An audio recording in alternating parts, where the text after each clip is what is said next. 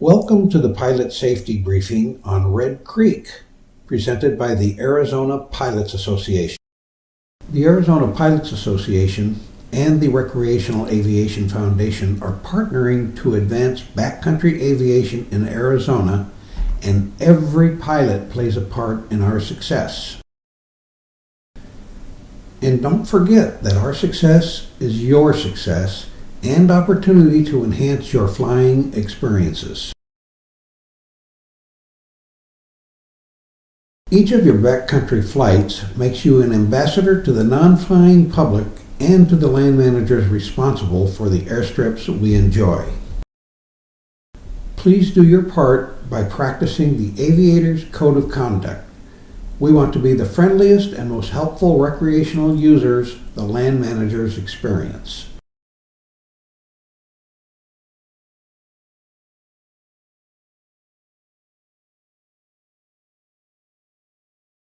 The Aviators Code of Conduct is easy to remember and just plain common sense. First and foremost, pilots will abide by all state and federal regulations regarding the use of their aircraft. When in the backcountry, be courteous to those on the ground who are involved in other activities by maintaining a reasonable distance and altitude from those activities.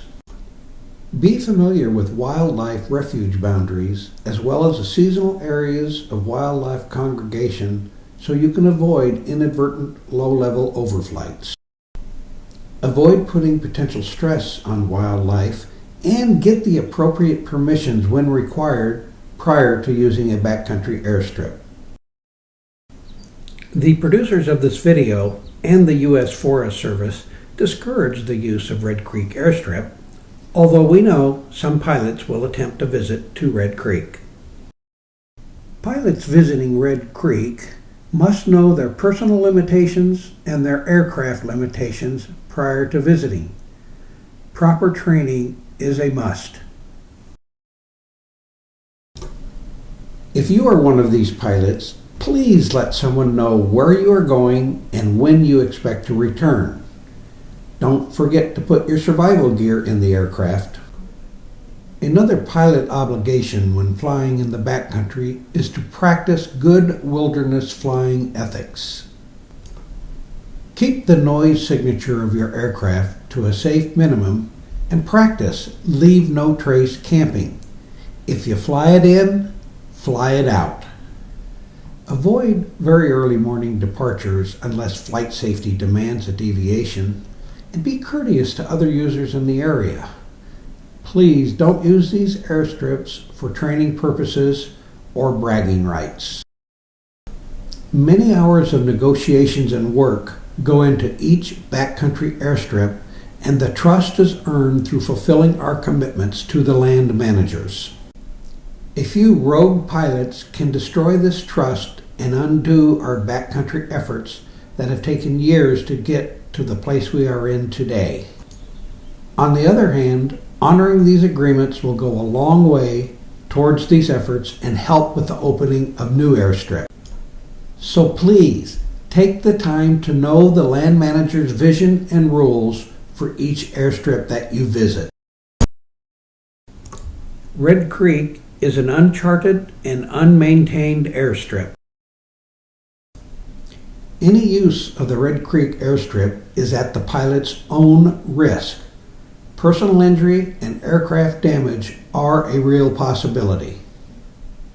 Here are a few of the Red Creek hazards that pilots need to understand. The runway is only 1,200 feet long and slopes up to the west, gaining 15 feet in elevation.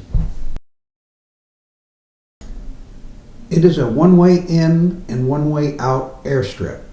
You must land to the west and take off to the east. The runway has hard and soft surfaces. It is short, only 1,200 feet, and narrow, and may have obstacles. It has ruts and debris on it. It is subject to crosswinds, and density altitude is critical to safe operations. If that's not enough, wildlife may be on the runway, there are large birds in the area, there's no cellular communication, there's no access for emergency vehicles, and there's a training practice area to the south. Monitor 122.75. The Verde River is a designated scenic river with eagles nesting in the area.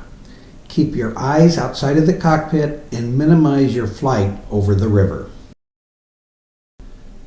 Be acutely aware of your personal and aircraft limitations. Fly a left-hand pattern using the unofficial CTAF of 122.9 and don't drag it in. There's a high probability of downdrafts when crossing the river. Here's what it looks like from the cockpit, taking a look at the airstrip and entering the pattern.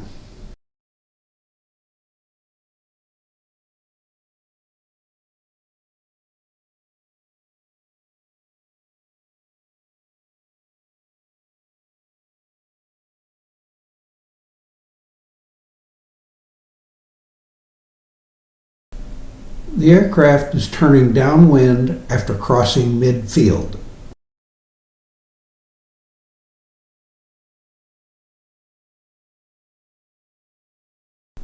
You will get an indication of downdrafts when you're crossing the river while downwind.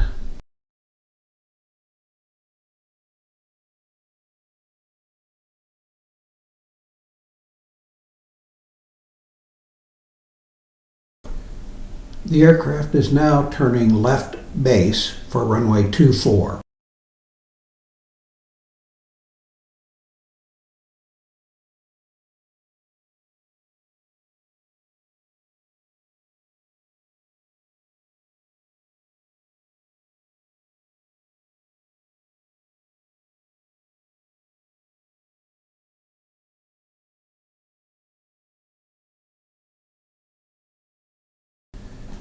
Note that the pilot is not dragging this aircraft in. He's on a steep approach for final.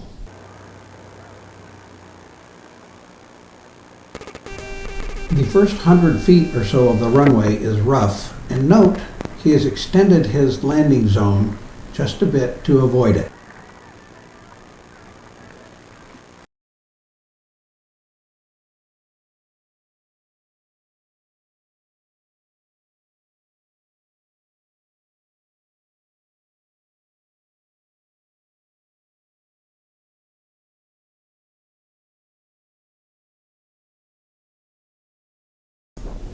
Now here's an example of what not to do.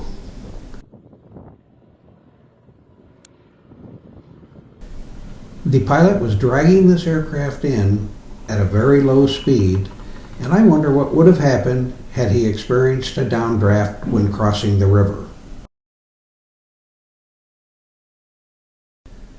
When departing Red Creek, know your density altitude and your plane's weight.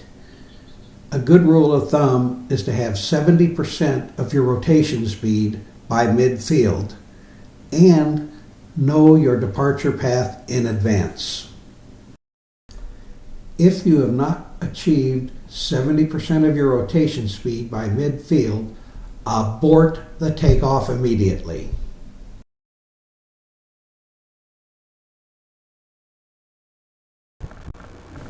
Here's a view from the cockpit departing Red Creek.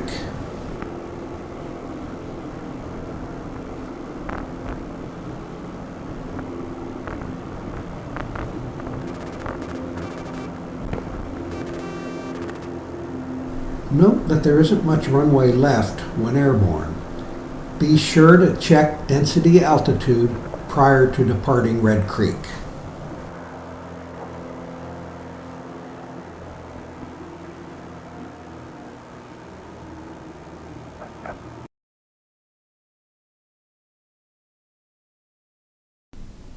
Neither the RAF, the APA, the U.S. Forest Service, or the BLM encourage your participation at Red Creek. and you are the responsible party for and the final authority as to the operation of your aircraft. By your decision to land, you assume all risk for yourself and your passengers' safety.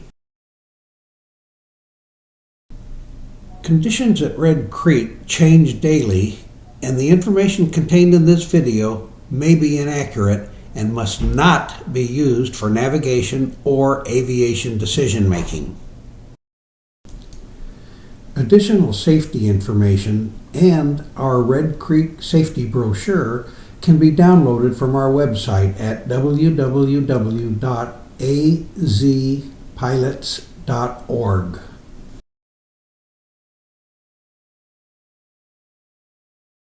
Thanks for viewing this safety briefing, and don't hesitate to contact us at www.azpilots.org if you have any questions.